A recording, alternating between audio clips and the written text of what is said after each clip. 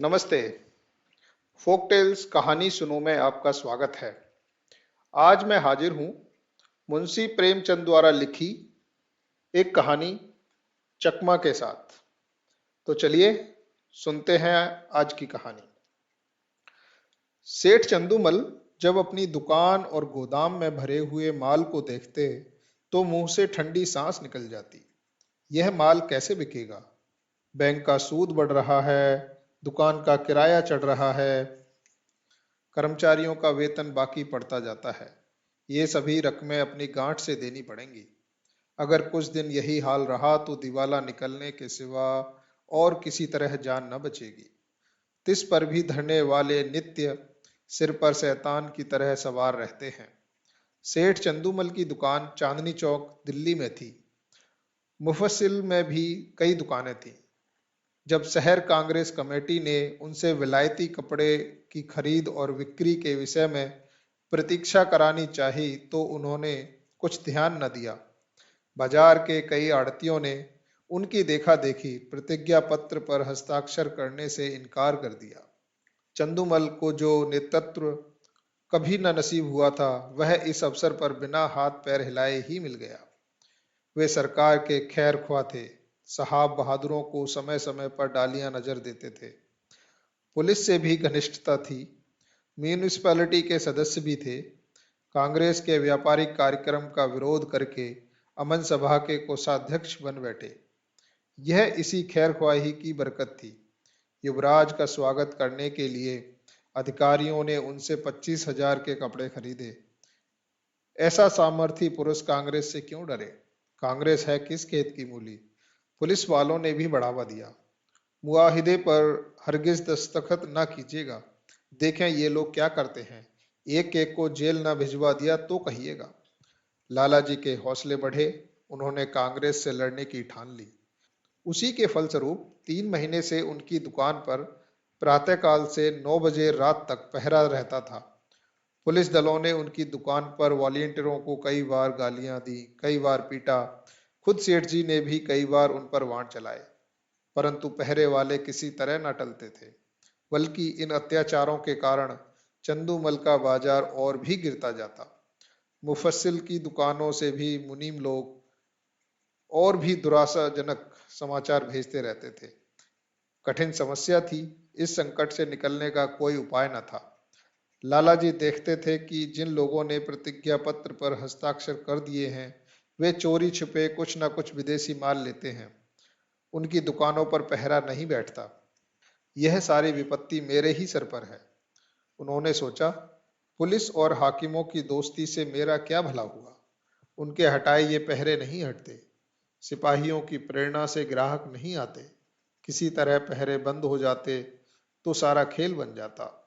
इतने में मुनीम जी ने कहा, लाला जी यह देखिए कई व्यापारी हमारी तरफ आ रहे थे। पहरे वालों ने उनको न जाने क्या मंत्र पढ़ा दिया। सब चले जा रहे हैं। चंदूमल, अगर इन पापियों को कोई गोली मार देता तो मैं बहुत खुश होता। यह सब मेरा सर्वनाश करके दम लेंगे। मुनीम, कुछ हेटी तो होगी, लेकिन यदि आप प्रतिज्ञा पत्र पर हस्ताक्षर कर देते तो यह पहरा उठ जाता और तब हम भी यह सब माल किसी न किसी तरह खपा देते। चंदूमल, मन तो मेरे में भी यही बात आती है, पर सोचो कितना अपमान होगा। इतनी हेकड़ी दिखाने के बाद फिर झुका नहीं जाता और फिर हाकिमों की निगाहों में गिर जाऊंगा। लोग भी ताने देंगे कि चले थे बच्चा कांग्रेस से लड़ने, ऐसी मुंह की खाई की होश ठिकाने आ गए। जिन लोगों को पीटा और पिटवाया, जिनको गालियां दी, जिनकी हंसी उड़ाई, अब उनकी शरण कौन मुंह लेकर जाऊं। मगर एक उपाय सूझ रहा है। अगर चकमा चल गया तो पौबारे है। बात तो तब है जब सांप को मारूं मगर लाठी बचाकर। पहरा उठा दूं पर बिना किसी की खुशामद किए। 9 बज गए थे। सेठ चंदूमल गंगा स्नान करके लौट आए थे और मसनद पर बैठकर चिट्ठियां पढ़ रहे थे। अन्य दुकानों के मुनीमों ने अपनी विपत्ति कथा सुनाई थी। सेठ जी का क्रोध एक एक पत्र को पढ़कर बढ़ता जाता था। इतने में 2 वॉलेंटियर गाड़ियां लिए हुए उनकी दुकान के सामने आकर खड़े हो गए। सेठ जी ने डांट कर कहा, हट जाओ हमारी दुकान के सामने से। एक वॉलेंटियर ने उत्तर दिया, महाराज हम तो सड़क पर हैं, क्या यहाँ से भी चले जाएं? सेठ जी, मैं तुम्हारी सूरत नहीं देखना चाहता। वॉलंटियर, तो आप कांग्रेस कमेटी को लिखिए, हमको तो वहां से यहाँ खड़े रहकर पहरा देने का हुक्म मिला है। एक कांस्टेबल ने आकर गरजते हुए कहा, क्या है सेठ जी, यह लौंडा क्या टर्राता है? चंदूमल बोले, मैं कहता हूं कि दुकान के सामने से हट जाओ, पर यह कहता है कि ना हटेंगे ना हटेंगे। जरा इसकी जबरदस्ती देखो। कांस्टेबल वॉलियंटियरों से, तुम दोनों यहां से जाते हो कि आकर तुम्हारी गर्दन नापूं? वॉलंटियर, हम सड़क पर खड़े हैं, दुकान पर नहीं। कांस्टेबल का अभीष्ट अपनी कारगुजारी दिखाना था। यह सेठ जी को खुश करके कुछ इनाम इकराम भी लेना चाहता था। उसने वॉलिंटियरों को अपशब्द कहे, और जब उन्होंने उसकी कुछ परवाह न की तो एक वॉलिंटियर को इतने जोर से धक्का दिया कि वह बेचारा मुंह के बल जमीन पर गिर पड़ा। कई वॉलंटियर इधर उधर से आकर जमा हो गए, कई सिपाही भी आ पहुंचे। दर्शक वृंद को ऐसी घटनाओं में मजा आता ही है। उनकी भीड़ लग गई, किसी ने हाक लगाई, महात्मा जी की जय, औरों ने भी उसके सुर में सुर मिलाया।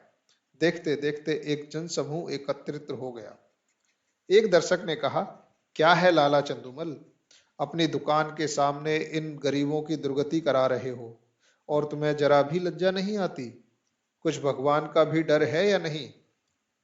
सेठ जी ने कृत्रिम कोमलता से कहा, मुझसे कसम ले लो, जो मैंने किसी सिपाही से कुछ कहा हो। ये लोग अनायास विचारों के पीछे पड़ गए हैं, मुझे सैंत में बदनाम करते हैं। एक सिपाही, लाला जी आपने ही तो कहा था कि ये दोनों वॉलेंटियर मेरे ग्राहकों को छेड़ रहे हैं, अब आप निकल जाते हैं। चंदूमल, बिल्कुल झूठ, सरासर झूठ, 16 आना झूठ। तुम लोग अपनी कारगुजारी की धुन में उनसे उलझ पड़े। ये बेचारे तो दुकान से बहुत दूर खड़े थे, ना किसी से बोलते थे ना चालते थे। तुमने जबरदस्ती ही इनसे गर्दनी देनी शुरू कर दी। मुझे अपना सौदा बेचना है कि किसी से लड़ना है? दूसरा सिपाही, लाला जी हो बड़े होशियार, मुझसे आग लगवाकर आप अलग हो गए। तुम ना कहते तो हमें क्या पड़ी थी कि इन लोगों को धक्का देते। दरोगा जी ने भी हमको ताकीद कर दी थी कि सेठ चंदूमल की दुकान का विशेष ध्यान रखना है, वहां कोई वॉलेंटियर ना आए। तब हम लोग आए थे। तुम फरियाद ना करते तो दरोगा जी हमारी तैनाती ही क्यों करते? चंदूमल, दरोगा जी को अपनी कारगुजारी दिखानी होगी, मैं उनके पास क्यों फरियाद करने जाता? सभी लोग कांग्रेस के दुश्मन हो रहे हैं, थाने वाले तो उनके नाम से ही जलते हैं। बताओ तो सही, क्या मैं शिकायत करता तभी तुम्हारी तैनाती करते? इतने में किसी ने थाने में इत्तला दी कि चंदूमल की दुकान पर कांस्टेबलों और वॉलेंटियरों में मारपीट हो गई। कांग्रेस के दफ्तर में भी खबर पहुंची। जरा देर में मैं सशस्त्र पुलिस के थानेदार और इंस्पेक्टर साहब आ पहुंचे। उधर कांग्रेस के कर्मचारी भी दल बल सहित दौड़े। समूह और बड़ा, बार बार जयकार की ध्वनि उठने लगी। कांग्रेस और पुलिस के नेताओं में वाद विवाद होने लगा। परिणाम यह हुआ कि पुलिस वालों ने दोनों को हिरासत में ले लिया और थाने की ओर चले। पुलिस अधिकारियों के जाने के बाद सेठ जी ने कांग्रेस के प्रधान से कहा, आज मुझे मालूम हुआ कि ये लोग वॉलेंटियरों पर इतना घोर अत्याचार करते हैं। प्रधान, तब तो दो वॉलेंटियरों का फंसना व्यर्थ नहीं हुआ। इस विषय में अब आपको कोई शंका नहीं है कि हम कितने लड़ाकू, कितने द्रोही और कितने शांति भंगकारी हैं। यह तो आपको खूब मालूम हो गया होगा। चंदूमल, जी हाँ, मालूम हो गया। प्रधान, आपकी शहादत तो अवश्य ही होगी। चंदूमल, होगी तो मैं भी साफ साफ कह दूंगा, चाहे बने या बिगड़े। पुलिस की सख्ती अब नहीं देखी जाती, मैं भी भ्रम में पड़ा हुआ था। मंत्री, पुलिस वाले आपको दबाएंगे बहुत? चंदूमल, एक नहीं 100 दबा पड़े, मैं झूठ कभी न बोलूंगा। सरकार उस दरबार में साथ न जाएगी। मंत्री, अब तो हमारी लाज आपके हाथ है। चंदूमल, मुझे आप देश का द्रोही ना पाएंगे। यहाँ से प्रधान और मंत्री तथा अन्य पदाधिकारी चले तो मंत्री जी ने कहा, आदमी सच्चा जान पड़ता है। प्रधान संदिग्ध भाव से, कल तक आप ही सिद्ध हो जाएगा।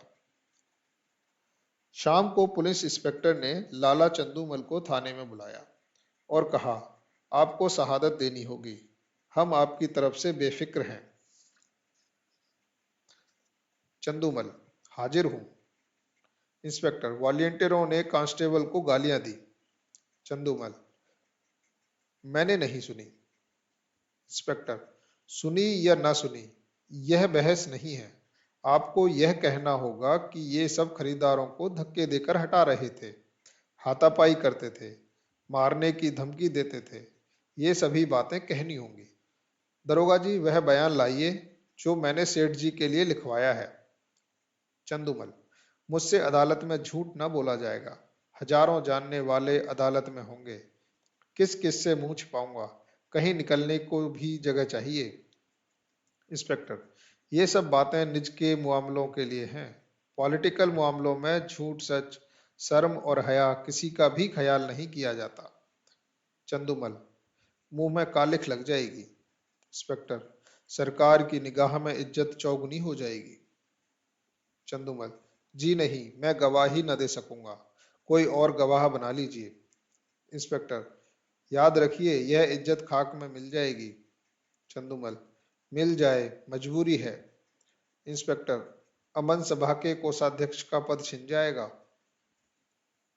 उससे कौन रोटियां चलती हैं, चंदूमल ने कहा। बंदूक का लाइसेंस छिल जाएगा, इंस्पेक्टर बोला। चंदूमल, छिन जाए भला से। इंस्पेक्टर, इनकम टैक्स की जांच फिर से होगी। चंदूमल, जरूर कराइए, यह तो मेरे मन की बात हुई। इंस्पेक्टर, बैठने को कुर्सी न मिलेगी। चंदूमल, कुर्सी लेकर चाटूं, दिवाला तो निकला जा रहा है। इंस्पेक्टर, अच्छी बात है, तशरीफ ले जाइए, कभी तो आप पुलिस के पंजे में जरूर आएंगे। दूसरे दिन इसी समय कांग्रेस के दफ्तर में कल के लिए कार्यक्रम निश्चित किया जा रहा था। प्रधान ने कहा, सेठ चंदूमल की दुकान पर धरना देने के लिए 2 स्वयंसेवक भेजिए। मंत्री, प्रधान जी, मेरे विचार से वहां अब धरना देने की कोई जरूरत नहीं रह गई है। प्रधान, क्यों? उन्होंने अभी तक कांग्रेस के प्रतिज्ञा पत्र पर हस्ताक्षर तो नहीं किए। मंत्री, हस्ताक्षर नहीं किए, पर हमारे मित्र अवश्य हो गए हैं। पुलिस की तरफ से गवाही न देना यही सिद्ध करता है। अधिकारियों का कितना दबाव पड़ा होगा, इसका अनुमान किया जा सकता है। यह नैतिक साहस में परिवर्तन हुए बिना कदाचित नहीं आ सकता। प्रधान, हाँ, कुछ परिवर्तन तो अवश्य हुआ है। मंत्री, कुछ नहीं महाशय, पूरी क्रांति कहना चाहिए। आप जानते हैं, ऐसे मामलों में अधिकारियों की अवहेलना करने का क्या अर्थ है। यह राजविद्रोह की घोषणा के समान है। त्याग में संन्यास से इसका महत्व कम नहीं है। आज जिले के सारे हाकिम उनके खून के प्यासे हो रहे हैं। आश्चर्य नहीं कि गवर्नर महोदय को भी इसकी सूचना दी गई हो। प्रधान, और कुछ तो नहीं, उन्हें नियम का पालन करने के लिए ही प्रतिज्ञा पत्र पर हस्ताक्षर कर देना चाहिए था। किसी तरह उन्हें यहाँ बुलाइए, अपनी बात तो रह जाए। मंत्री, वह बड़ा आत्म अभिमानी है, कभी ना आएगा, बल्कि हम लोगों की ओर से इतना अविश्वास देखकर संभव है कि वह फिर उस दल में मिलने की चेष्टा करने लगे। प्रधान, अच्छी बात है, आपको उन पर इतना विश्वास हो गया है तो उनकी दुकान छोड़ दीजिए। तब भी मैं यही कहूंगा कि आपको स्वयं मिलने के बहाने से उन पर निगाह रखनी होगी। मंत्री, आप नाहक इतना शक करते हैं। 9 बजे सेठ चंदूमल अपनी दुकान पर आए तो वहां एक भी वॉलंटियर न था। उनके मुख पर मुस्कुराहट की हल्की सी झलक आई।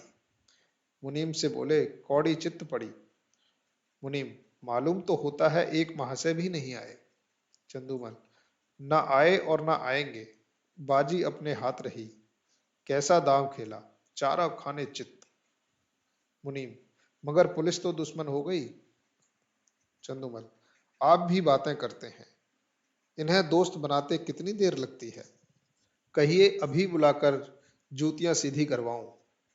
टके के गुलाम हैं, ना किसी के दोस्त ना किसी के दुश्मन। सच कहिए, कैसा चकमा दिया है। मुनीम, बस यही जी चाहता है कि आपके हाथ चूम लें। सांप भी मरा और लाठी भी न टूटी। मगर कांग्रेस वाले भी टोह में होंगे। चंदूमल, तो मैं भी तो मौजूद हूँ। वह डाल डाल चलेंगे तो मैं पात पात चलूंगा। विलायती कपड़े की गांठ निकालिए और व्यापारियों को देना शुरू कीजिए। एक अठवारे में बेड़ा पार। उम्मीद करता हूँ ये कहानी आपको पसंद आई होगी। ऐसी ही और कहानियां सुनने के लिए आप हमारे चैनल को सब्सक्राइब कीजिए, लाइक कीजिए, शेयर कीजिए। मिलते हैं ऐसी ही एक नई कहानी के साथ अगले वीडियो में। तब तक धन्यवाद।